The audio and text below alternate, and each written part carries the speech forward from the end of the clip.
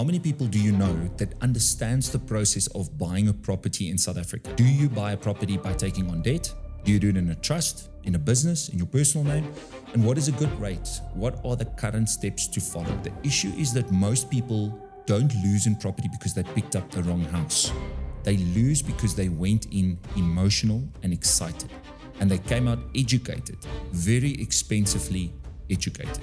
Now in South Africa, if you don't respect the process of buying a property, the property process will embarrass you, it will expose your planning, it will expose your budget, and it will expose your impatience to have bought something before you were ready.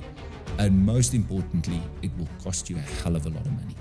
So in this episode, I want to walk you through the actual step-by-step process of buying property in South Africa in a way that's practical, strategic, pragmatic, and very, very easy to follow. Right up next.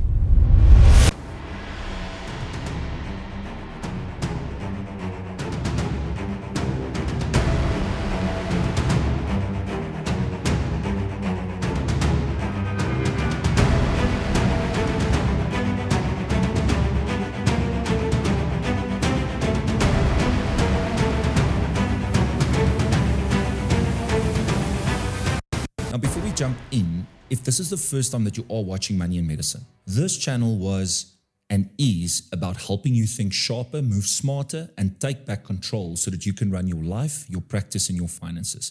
Because quite often we see it's the other way around, where you are being managed by it. Now, we are the largest consultancy in South Africa to focus on medical professionals, graduate professionals, and doctors. And I'm proud to say that we've helped thousands and thousands of young professionals, interns, final year students to invest in their future and to shape their financial destiny.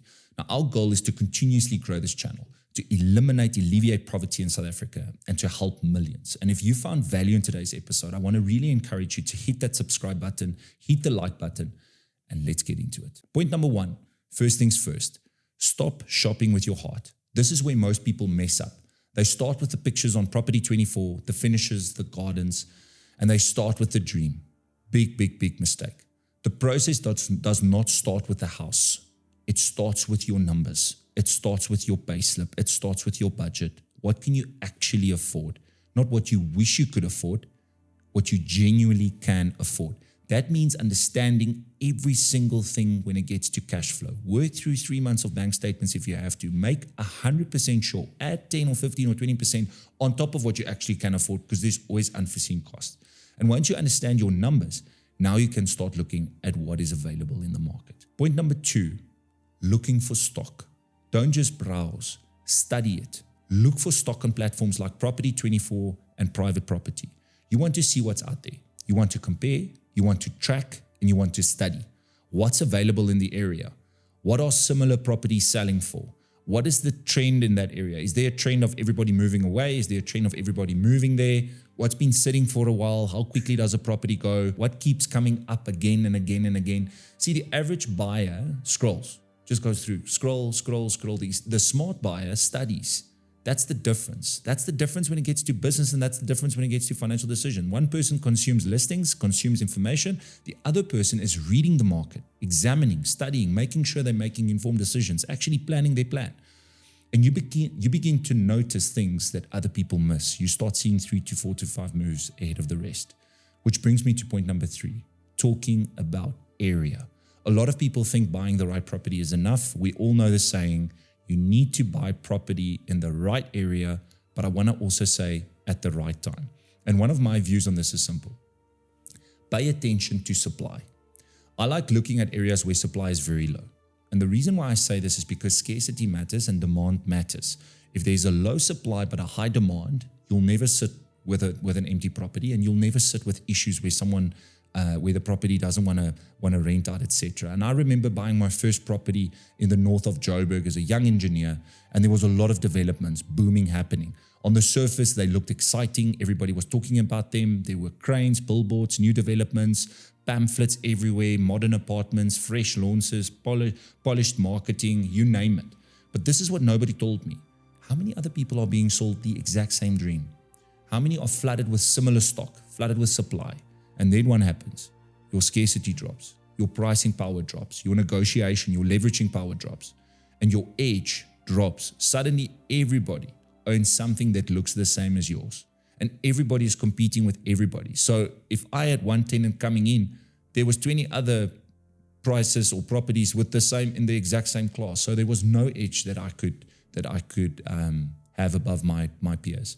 And point number 4 is the price is not the price. This is where reality comes into the chat. There's always an additional extra number that you need to look at. The property price that you see is just the headline. That's not the full bill. Because buying property in South Africa comes with other costs, real costs that can punch you in the face if you don't look for it, if you don't plan for it. Let's talk about a few.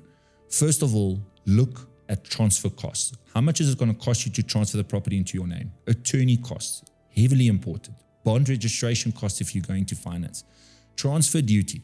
If you go over a certain limit in South Africa, you're going to start paying transfer duty. I think by the time of this video, it's 900,000 or R1 million. Deeds office related costs, compliance related costs. So what happens? A buyer saves for the property, but they don't save for the transaction. And then halfway through, you got to now start squeezing some money on your credit card. You got to start taking on a personal loan, and pressure starts building, cash starts tightening, and stress starts talking, and you start making simple moves because you weren't planning. And this is why property rewards people who plan beyond the purchase price. You're not just buying a house, you're buying your way through a legal and financial process. And that's the real deal. Point number 5. Now you've found your property. And this is where people relax too early, unfortunately. They find the place, they're excited, they think, okay, done, let's sign. Absolutely not. You get an offer to purchase. Read through that offer to purchase.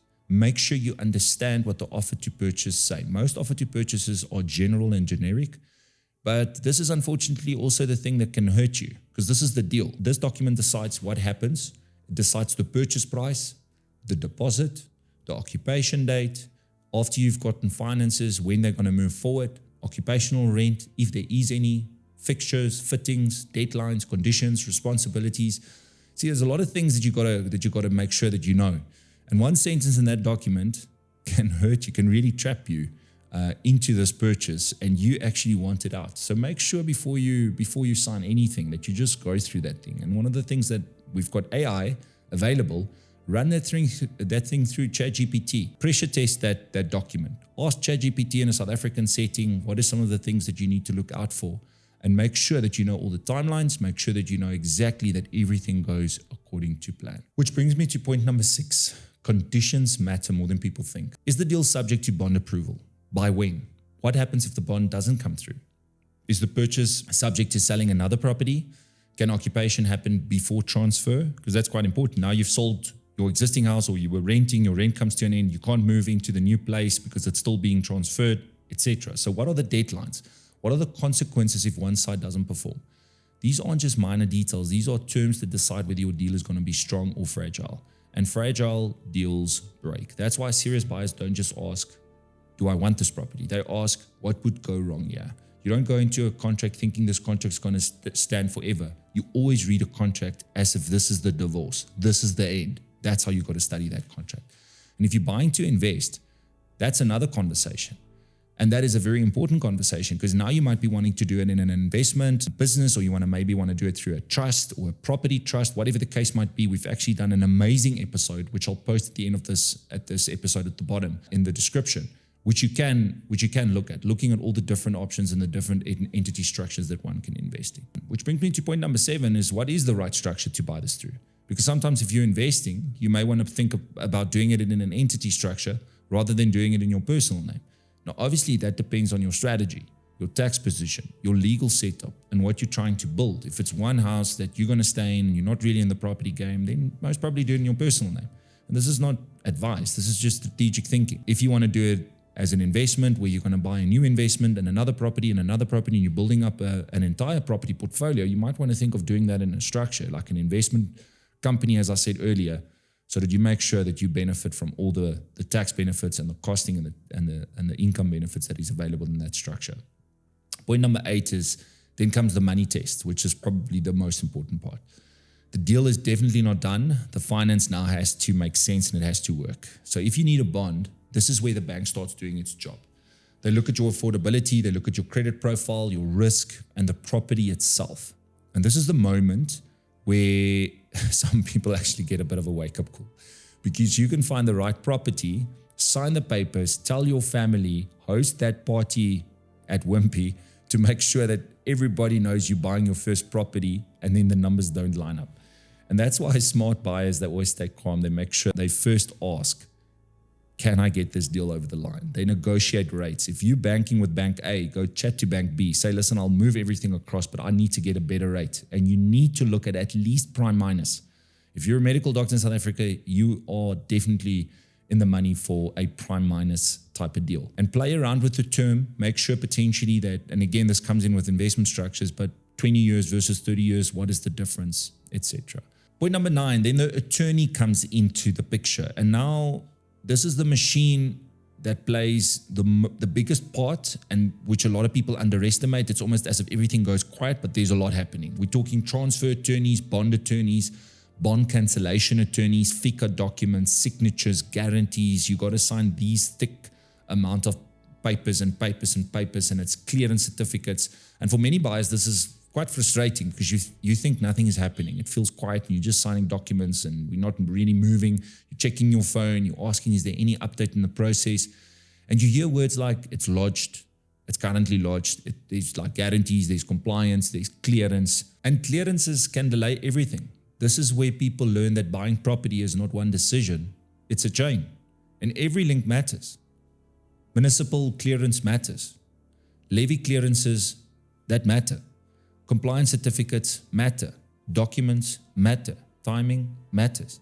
You can have a willing buyer, a willing seller, an approved bond, and still be delayed because one piece of this entire puzzle is not ready.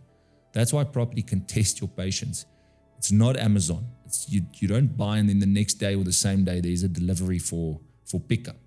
There's multiple parties involved. There's an entire process. Unfortunately, also a municipality which is understaffed and way overworked, and a lot of that systems is broken, which becomes a political discussion. And all of that needs to play its part in order for your property to go through, which is point number 10. A lot of people think once the offer is accepted or once they move in, they own that property. Nope, not yet. That is not how this works. Occupation is not ownership. You can move in before the transfer or the agreement allows it. You can pay occupational rent to the previous owner. You can have the keys in your hand and can be sleeping in that house. You can have everything ready. You can take a chance and start painting, but this deal can still fall through because ownership changes when the property is registered in the deeds office. That's the finish line. That's the registration. And that's when you physically own that property. And it's legally yours. And once you understand that, you stop treating the early stages like the end of the journey. So to conclude, what are some of the key areas that you need to focus on when buying a property? A lot of you might be watching this episode, you're young, you want to get into property quite quickly, but you're not 100% sure what this process looks like. I want to quickly walk you through what we discussed today. Don't think emotional, think logical, think strategical, understand the process, make sure you ask around, know your affordability before you fall in love, look at your bank statements. Use Property24 and private property to look for stock and study the market. Pay very close attention to supply in an area. Be careful of getting seduced by oversupplied developments dressed up as an opportunity. That is an oversupply and under demand. Understand the real cost, not just the price tag. Look at all the additional contingencies that you might be paying for and take that offer to purchase seriously. Plug it into an AI model and run it through and make sure you get proper legal advice. And stress test the conditions. Get your financing right, respect the attorney process, and if you're investing, think hard about the right ownership structures because the people who do well in property are usually not the most emotional, they're the most prepared. They understand that buying a property is not just a purchase. It's a sequence, it's a process, it's a system. And the people who understand the system usually make better decisions. That's how you buy property well. And more importantly, that's how you plan your plan.